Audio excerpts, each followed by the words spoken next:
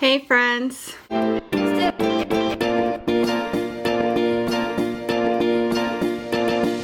am back with another update. As of today, depending on what app you go by, according to the doctor, let's put it that way. According to the doctor today, I am 6 weeks even.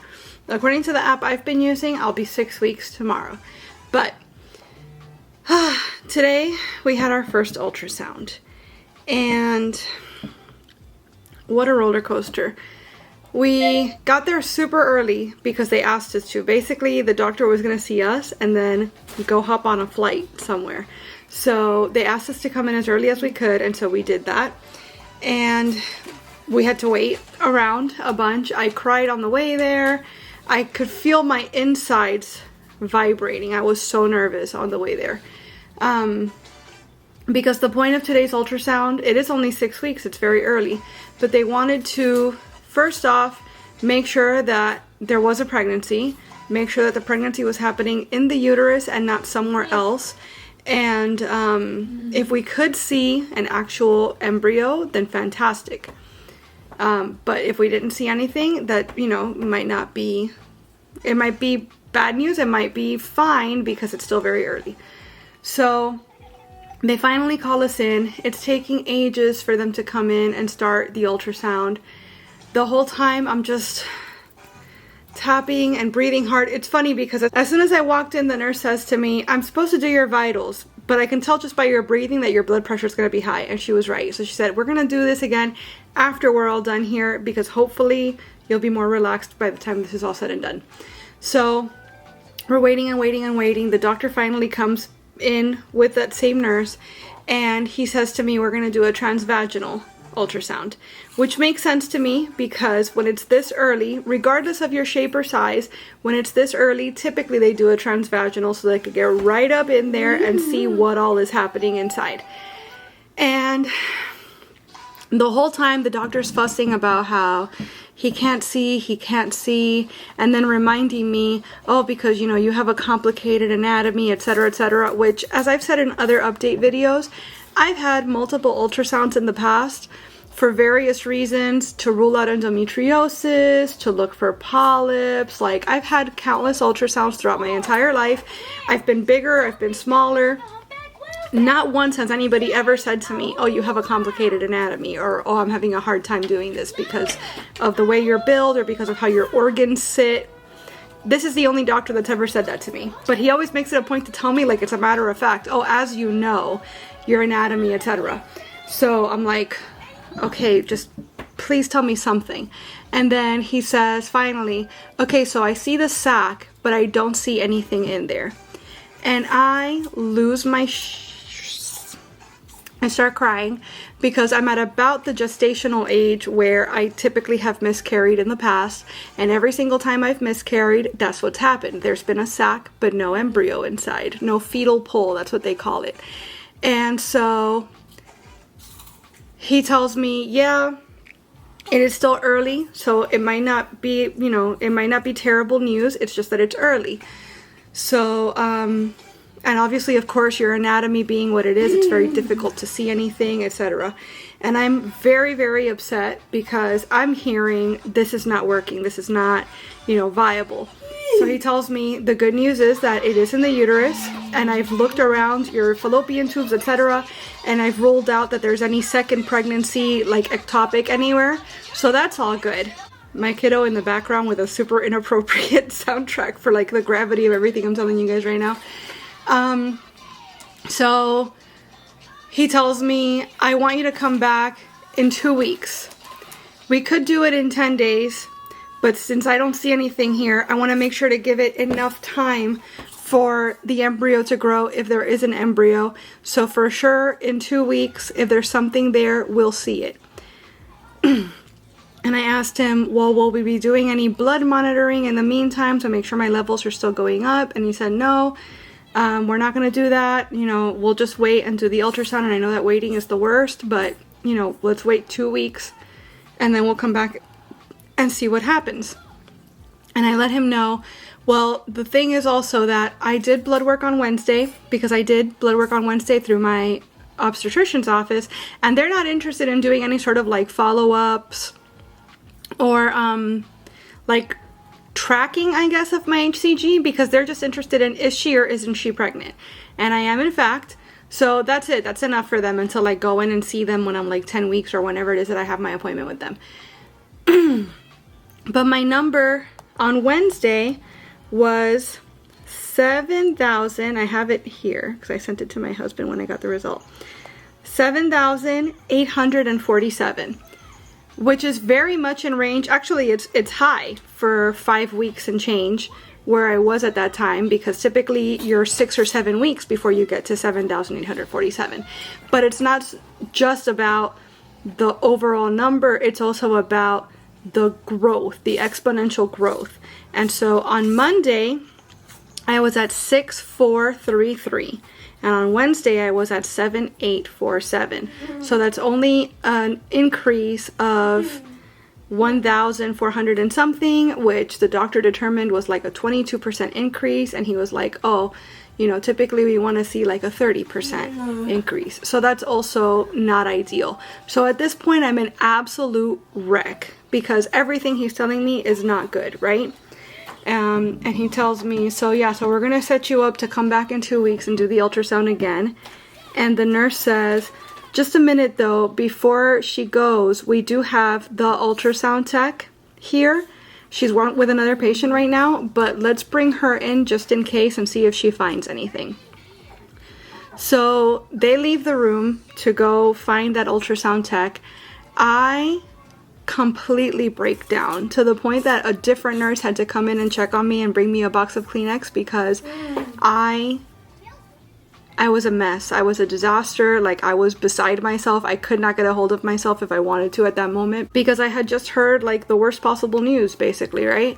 So eventually the original nurse comes back in with the doctor and this ultrasound tech. And the ultrasound tech says to me, I'm going to do an abdominal ultrasound first. And if I can't see anything there, then we'll move on to transvaginal, which was weird because, again, regardless of your size or shape or anything, because the pregnancy is so small at this stage, you typically exclusively do a transvaginal ultrasound at this point because it's just the only way to really see anything typically. But she decides she's going to do abdominally first. And so it was very uncomfortable, much more uncomfortable than I expected it to be. But almost immediately she goes, oh, look, there it is. And there's a flicker. The flicker is very good because the flicker means that there's a heartbeat. And I immediately start crying again, and she has to tell me to stop crying because she's gonna, you know, she needs me still so that she could do the situation. And yeah, they're able to see there's definitely an embryo. Obviously, it's very small. I'm only 6 weeks. 6 weeks exactly, if not just shy of 6 weeks. Again, depending on what date you're going by. As far as the date of conception, I'm not 6 weeks until tomorrow. So yeah, so that obviously changes everything because now there's no question, there's definitely an embryo there, and it even has a heartbeat. So, long story short, that right there, that little speck, is our baby. They weren't going to give me the picture either, I had to ask for it. But yeah, there's our baby. And I have realized a couple of things. First of all, I really like this doctor as far as his method of IVF, the way he approaches things, etc. But he is just a little black rain cloud, and I almost told him so today, but I stopped myself because I was feeling like I was going to be rude, and I didn't want to be rude because I don't feel like he was being rude to where it merited that type of reaction from me, but I was upset because he kept reminding me, even after the picture, even after everything, he kept reminding me, you know, this is still early and anything could still happen. Yes, we saw a heartbeat, but it could just not next time. You know, next time we look, it might not be there. It's still very early. Anything could happen. Like, dude, I have generalized anxiety disorder. I am constantly thinking of all the terrible, horrible things that could happen constantly, day in and day out, every single day of my life. I don't need you putting more in my head. I really don't. Because chances are I've already thought about it, and I'm trying very, very hard to not think about it because there's nothing I can do about it either way. So why would you continue to deflate me every chance you get? That's one thing I learned. The other thing I learned is that this doctor, again, brilliant in many respects, doing ultrasounds is not one of them.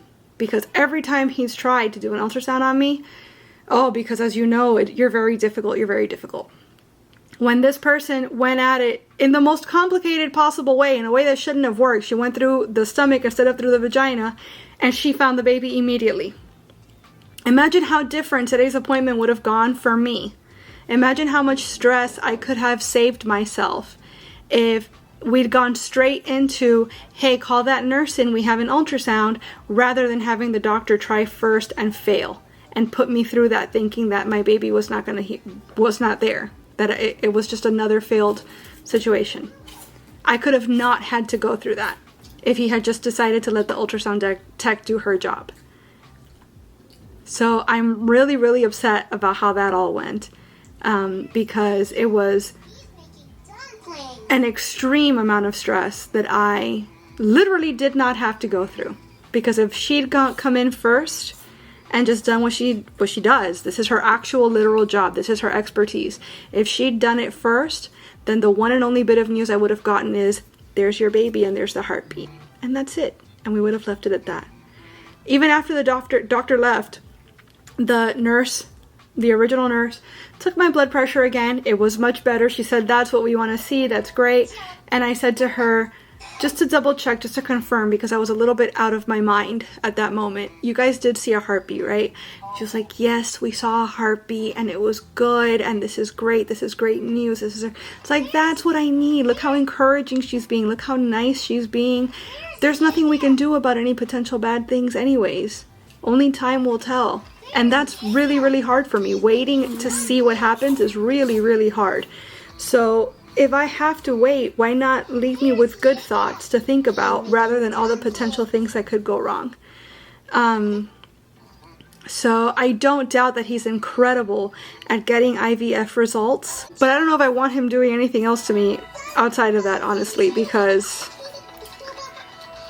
today was so hard. I'm exhausted. Today was so much harder than it needed to be. As far as symptoms, I threw up for the first time this morning, but I was brushing my teeth, so it might just be that my gag reflex has gotten stronger or not as strong. You know what I mean. It might be that. But I'm still a little bit nauseous. I'm still nauseous, just not as frequently. I'm eating a little bit better. All I want to eat is protein though. All I want is meat. Everything else sounds icky to me. What else? My nips are still very sensitive, but that's to be expected. My cramps are almost entirely digestive, if they're happening at all. So I'm not concerned about that at all at this point. And yeah, the scan's good. I asked the doctor also, because the doctor, when I told him about the number and he said, oh, we don't want that number to be so low, he said, well, let's do another blood draw today and we'll see where we're at. But then we got the scan and the scan showed that there was an embryo there, etc. So I said, okay, well, what about that blood work? And he said, no, it's not important anymore, because now that we know that the embryo's there, that's the most important thing. So now we're going to go based fully on scans. So now the hard thing is going to be having to wait 10 days. Because again, once he saw that the embryo was there, he was like, okay, well then now I'm confident that we don't have to wait an entire 2 weeks to see something because something's already there. So we'll wait 10 days instead of 14 days. So we'll see you a week from Monday rather than 2 weeks from today. So I already have that appointment set. And yeah, there's not going to be any monitoring or anything going on until then. At that point, I will be 7 weeks and 3 days, or 7 weeks and 4 days, again, depending on the app that you're following, or depending on what day you're following. But I'll be 7.5 weeks approximately at that point. and we'll have a much better idea of how the baby's growing and what we can expect moving forward. And at that point, later on that week actually, I have an appointment with an obstetrician that is a maternal fetal medicine doctor, so like a high-risk pregnancy doctor. And the reason that I made that appointment is because the last time I got pregnant, which unfortunately ended in a miscarriage, I was referred to that office by my OB because I had already had losses before and I was over the age of 35, which obviously I still am, etc. So they wanted me to see like a high-risk doctor. So as soon as I realized, oh, this pregnancy is viable or could be viable, I called my OB and I called the maternal fetal medicine doctor, the high-risk doctor, and I made appointments with both because the way I saw it, the OB was going to get to see me first, but if the OB decided, yeah, it all looks good, but I'd like for you to see high risk, then I already have that appointment in the books rather than at that moment having to call and then wait several weeks to be seen, etc. So the idea was that I was going to see my OB and then like a week later I was going to see the high risk doctor. But now I've just checked my portal online and I guess the high risk doctor's on vacation that week, so they moved me up a couple of weeks. So now the high risk doctor will be happening before my regular OB. Which, by the way, I don't really love my current OB or their office. I'm not particularly attached to them. So I am not actively, I should be more active probably in the process, but I'm looking for another office that will take my insurance that maybe I like a little more. But yeah, the point is that the high-risk doctor apparently is going to see me before my OB does. And it's going to be the exact same week that I graduate, I guess, from the IVF office. So I don't know if that means I'm going to be getting 2 scans in the 1 week or how that's going to go. But things are happening. Things are happening. So far, so good. I just wish I hadn't been put through all that unnecessary trauma because I don't think I'm using that word lightly. This whole situation has been traumatic for different reasons because of past trauma. And I just really wish that if the doctor is not super confident in his ultrasound skills, because it is a skill, then I wish that he would just back off, let the doctor pride go, and say, this is not my forte, I'm going to bring in somebody whose actual job this is, and let them do it, because it could have saved me a lot of heartbreak. Like, I was heartbroken for a good 10 minutes. That doesn't seem like a long time, but my entire world crashed down for a good 10 minutes, and it didn't have to happen. And unfortunately, that's sticking with me right now more than this. And this is really what I should be focused on. And unfortunately, the experience I had today with the doctor is kind of tainting that, and that's terrible. So let's choose to focus on the positive. That's what I'm going to try my best to do. And I guess maybe I'll be back when I turn 7 weeks and give you guys an update on how I'm feeling. And if not, then I'll just talk to you again when I have my next scan. But that's it for now, guys. So far, so good.